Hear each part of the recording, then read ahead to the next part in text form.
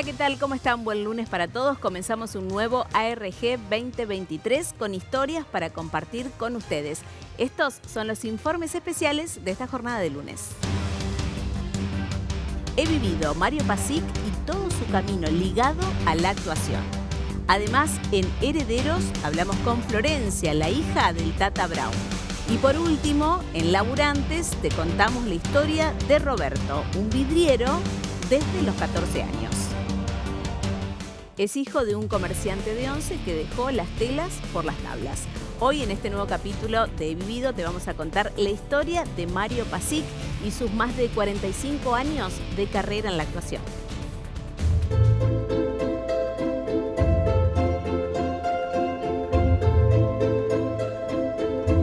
Mario, muchas gracias por recibirnos hoy en un lugar que es como tu casa prácticamente. Y es el teatro.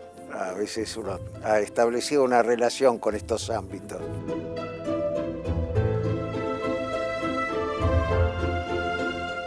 ¿Dónde naciste? Nací en Versalles. Ahí pasé 6 años y después ya me vine más para el centro, Villa Crespo y eso. ¿Cómo era tu familia? ¿Cómo estaba formada? Mamá, papá, mi hermano Salo. Nada, clase media, mi viejo hacía el esfuerzo de ir a trabajar al barrio de Once y volver y todo eso, así que nos mudamos más cerca, a Villa Crespo. ¿Él trabajaba en comercio? Sí, tenía un local ahí y trabajaba mucho. ¿Tu mamá qué hacía? Nos cuidaba. ¿Ibas cada tanto al negocio de tu papá? Cuando fui un poquito más grande y ya vivíamos en Villa Crespo, sí, lo acompañaba. Yo sellaba las etiquetas, un rol muy importante dentro del negocio. ¿Cómo era la relación con tu hermano? Se fortificó mucho en los últimos años. Ya con mi vieja despidiéndose, mi viejo ya en platea preferencial, y se fortificó a fuerza de encontrarnos en eso de lo que nos teníamos que ocupar, que era mi mamá.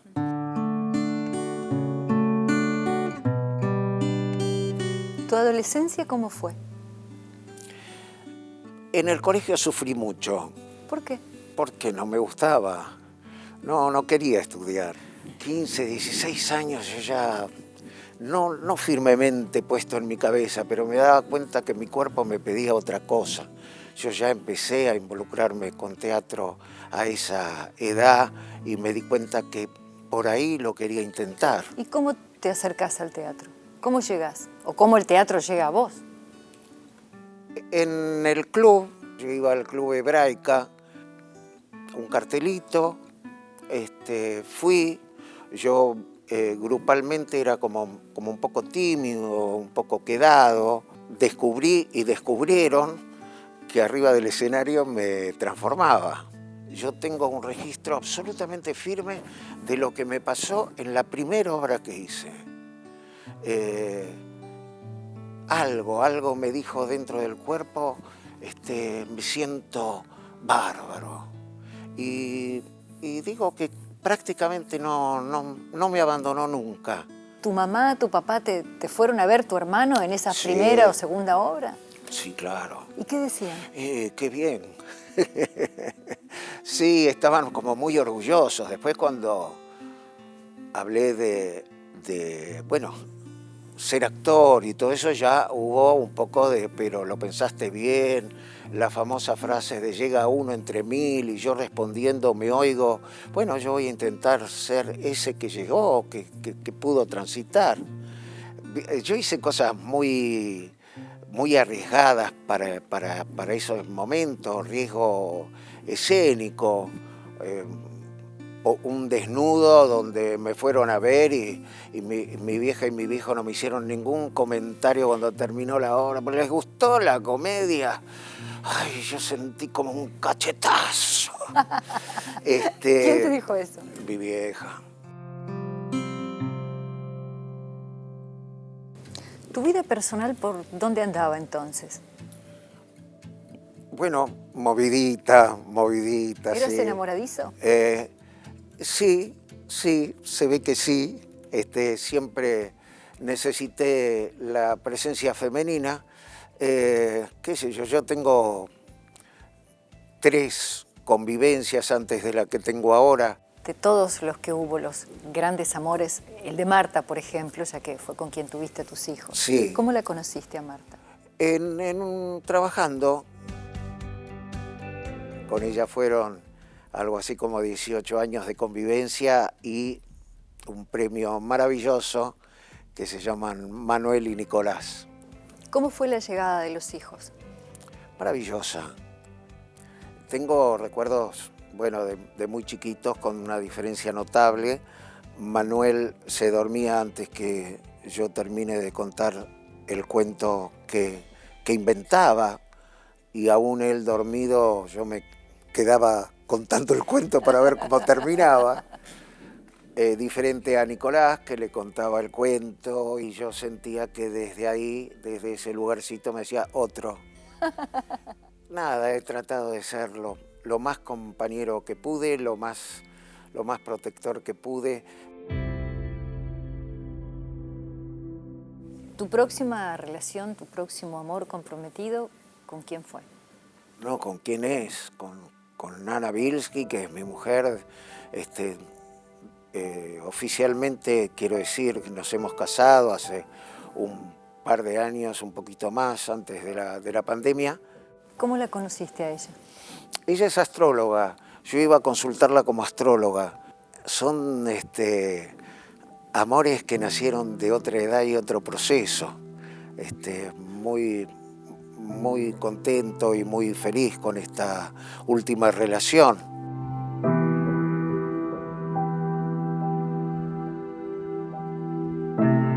En tele hiciste muchos personajes de malo, Mario. ¿Por qué? Mira, te contesto así porque si no te mando mi gente. No, eso fue... Venía haciendo personajes de buenudos y la verdad que fue un hallazgo que me llamaran para verano del 98, Cris Molina. ¡Ay, eras malísimo ahí! Y apúrate con eso. Mi ex mujer ya debe estar por entrar a la iglesia. Aparece de cura para atentar contra Fernán Mirás, que se casaba con mi amor y madre de mi hija Brisa, Nancy Dupla. Y decían, pero ¿cómo va a aparecer de cura? A cara descubierta lo van a descubrir, no puede. Y en el libreto decía. Y a ver, como capuchino, ¿no? Como Pero monje. no, pero es una iglesia católica, no puede ser. Y alguien de vestuario dijo, ¿y monja? Yo dije, acá me juego la carrera.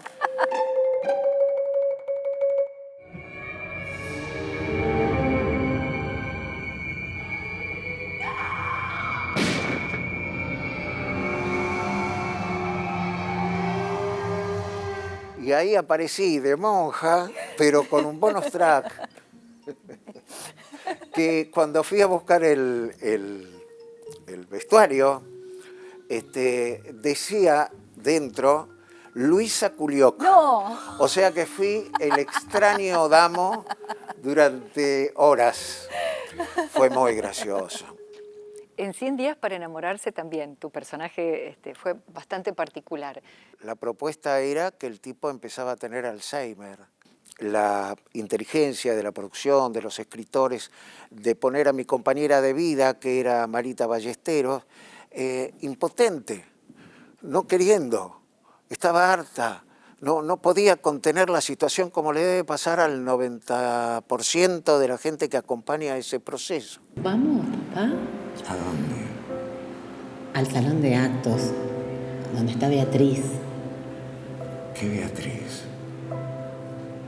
Mamá, papi. Ah, Bea. Bea. Bea. Ay, mamá es mamá. Ay, mamá. A ella no le gusta que le digan Beatriz. ¿Cómo pasaste todo este tiempo de pandemia, Mario? Extrañando, una de las cosas que más extrañé eran los aplausos de la gente. Esa cosa tiene el teatro.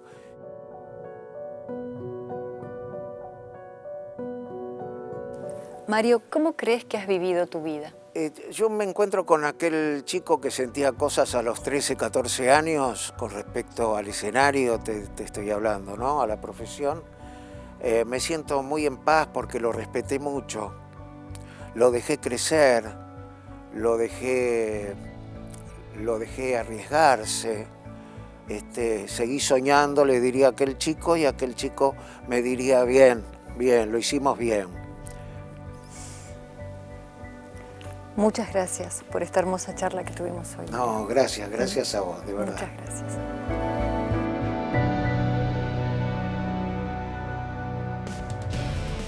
Y seguimos repasando historias. Hoy vamos a contarles acerca de la vida de Florencia Brown, quien es la hija del Tata Brown, sin dudas que este gran jugador campeón del mundo en 1986.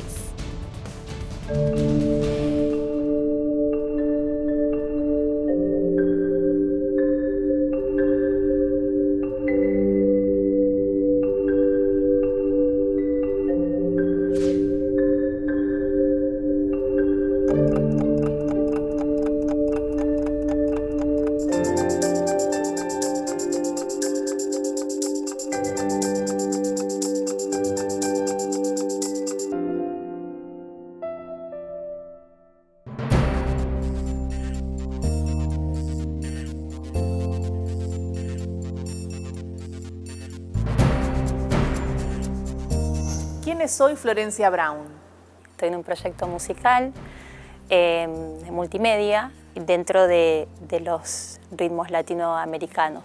Y también en forma independiente he trabajado y trabajo en eventos. ¿Dónde creciste? Crecí acá en la ciudad de La Plata, donde actualmente vivo. Mi casa era muy sencilla, mi papá y mi mamá eran muy sencillos. ¿Y te acordás cuando tu papá se fue a jugar al Mundial? Tengo el recuerdo como de algo que me pesaba, como de una tristeza por las cosas que se comentaban, ¿no? Bueno, hubo mucha crítica en ese momento. En general, a los oídos de niña era que mi papá iba a ir a cebar mate a la selección. Eso me pesaba, ¿no? Yo digo, pero lo critican y no saben ni quién es, ni cómo lo hace, ni la pasión que él tiene. Así me costó mucho, bueno, con mucho llanto, porque sabía que se iba por muchos días.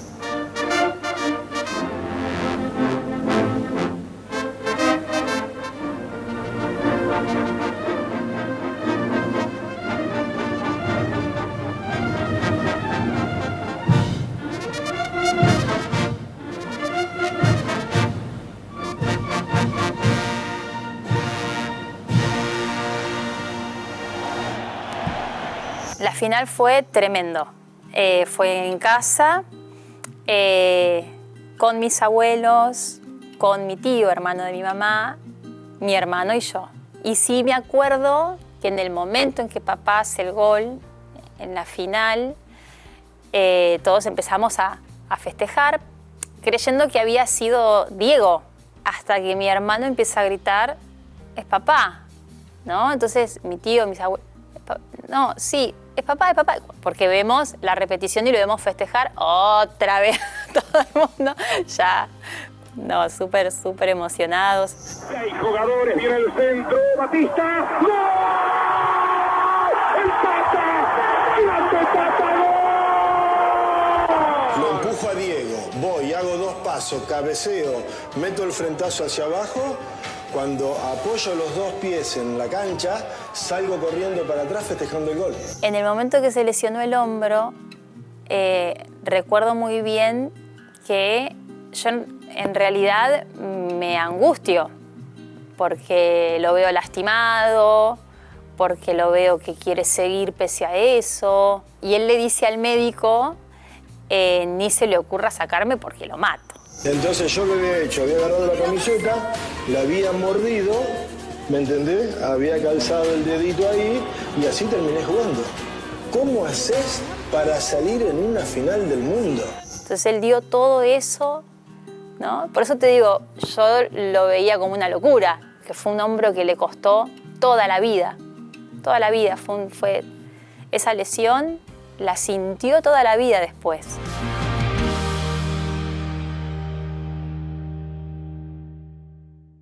¿Cómo vivías esto de que todo el mundo se quería sacar fotos con tu papá? Me asustaba por momentos que se acercara tanta gente, pero también papá tenía tanta humildad que creo que ni él entendió que era famoso. Claramente era consciente de que él era alguien conocido, era una figura pública. Él era el jugador de fútbol que había ganado el Mundial, ¿no? Que era campeón del mundo, pero de ahí a pensar que eso era fama, no, sinceramente no. Y creo que tuvo que ver con su actitud. Después del Mundial, ¿por dónde viajaron? Después del Mundial estuvimos en Europa. Estuvimos en Francia, 1 año y medio, si no me equivoco, 2 años. Y después en España. Tuve muchísimos cambios. Cambios de colegio, es decir, yo empecé primer grado en Francia, así que yo empecé a leer y a escribir en francés. Sí me costó hacer amistades. No hice amistades, de hecho. Conociste a Maradona, ¿qué recuerdos tenés? Mi papá lo adoraba, Diego. Y hay una anécdota, cuando fue que mi papá cumplió 40 años, hicimos una fiesta sorpresa y de golpe apareció Diego con Claudia y con Janina, que era chiquita. Ya eras grande y llegó el Mundial de Qatar. ¿Cómo lo viviste? Este Mundial fue como revivir el de papá. Lo recordé como en su juventud todo el tiempo, ¿no? Y ahora que yo tengo más edad que la que él tenía en ese momento, pienso, mirá qué pibe que era papá, qué bárbaro, qué fortaleza, qué perseverancia. Lloré todo el tiempo, porque era una cosa de emociones, ¿no? Y de revivir. Sí, fue muy emotivo, fue movilizante.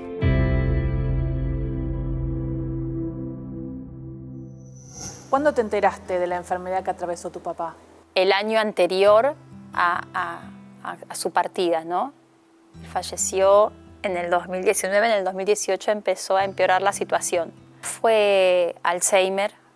Uno siente como que lo va perdiendo en el camino, hasta que finalmente ya no tenía un recuerdo de quién eras. Entonces podía hablar con vos como alguien desconocido. Y recuerdo muy bien un momento en el que entró, hola papi, lo saludo y... ¡Ay, qué linda!, me dice. Y es duro. No me había reconocido como Poppy, como Floppy, como su hija. Sin embargo, un día me puse a cantar a ver qué pasaba, ¿no? Y él se callaba y a veces cerraba los ojos. Y yo el primer día que eso pasó dije, wow. Yo creo que era el punto que él se podía encontrar todavía, que él podía conectar todavía conmigo, claro.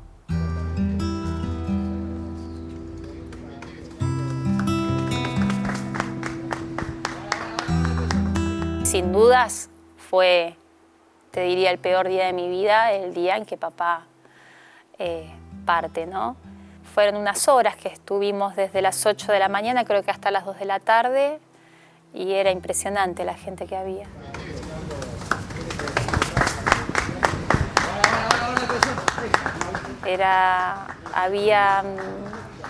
Habían tenido que organizar y había cola de gente, estábamos, la familia, los íntimos y después la gente que pasaba, entraba a despedirse y salía.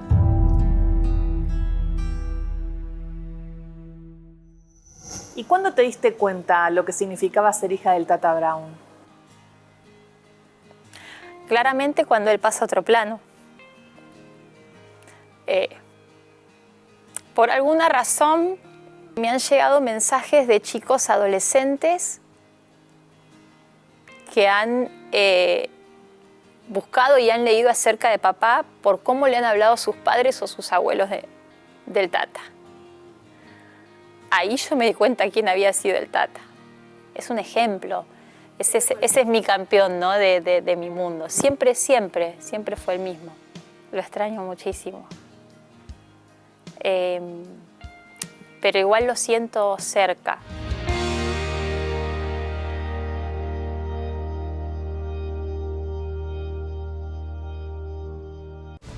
Estas son personas que le ponen el pecho y el alma a su profesión y a lo que aman. En este caso les vamos a contar la historia de Roberto Pereira, un vidriero que trabaja desde los 14 años, un apasionado por su oficio.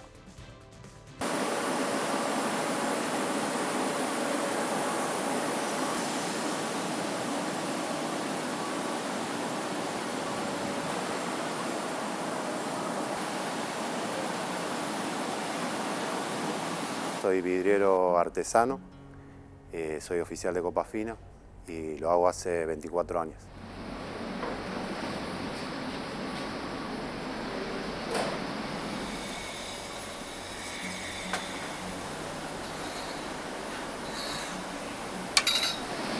La historia comienza en mi papá.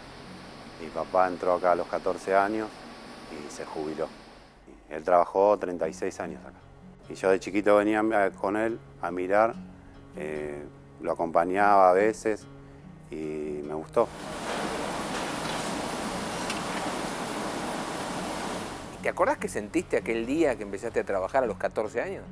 Sí, miedo, nervios. Al entrar a fabricación, el ruido que hay me ponía nervioso. Aparte se siente un calor impresionante.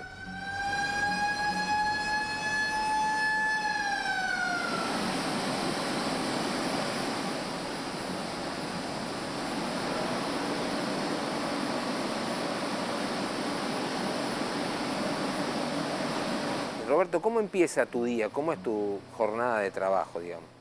Y esta semana estoy en el turno mañana.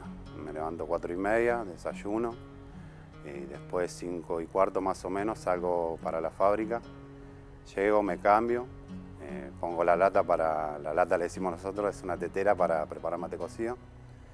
Y bueno, preparo mi herramienta, me preparo y ya a las 6 arrancamos a trabajar. Lo que tiene que es distinto que siempre tenemos horarios rotativos, siempre va para atrás. Esta semana estoy a la mañana, la semana que viene estoy a la noche, y después al mediodía y después a la tarde. Nunca me acostumbro a un horario.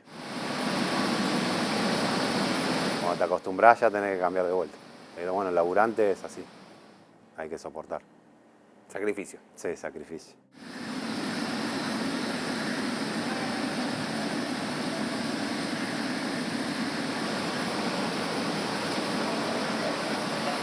El vidriero soporta el calor en el verano, afuera hace 35 grados, acá hace 45 y tiene que estar que la copa, con temperatura, el vidrio se funde a 1200 grados. Vos te das cuenta, estás trabajando y va tirando calor, o el banco tiene una chapa, se va calentando la chapa y te va quemando la pierna, las herramientas se van calentando. Tenemos las manos todas curtidas los vidrieros.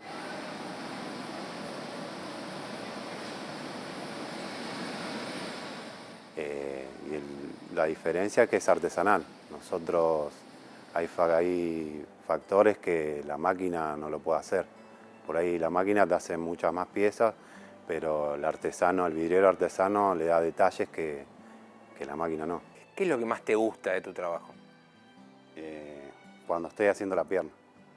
Pero también tengo que estar controlando que vaya bien el trabajo, porque si uno se atrasa, ya la copa se enfría mucho, se rompe. Hacer una copa es bastante complicado. Como laburante, superaste todo.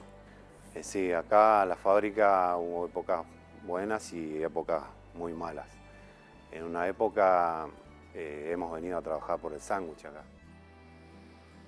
Siempre se superó con la unión de los compañeros. Conservando la fuente de trabajo se salió adelante. Sos un agradecido del trabajo. Sí, sí, y de mis compañeros, sí, de la gente grande, mucho respeto.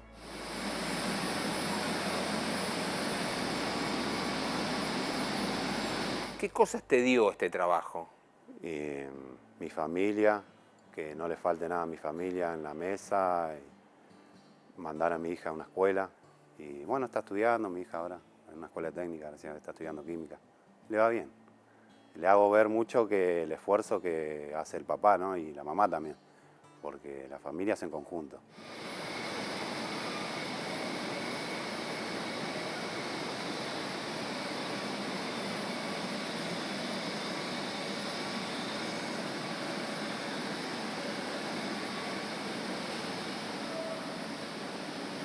Roberto, ¿y cómo te definís a vos mismo? Un laburante. Un laburante.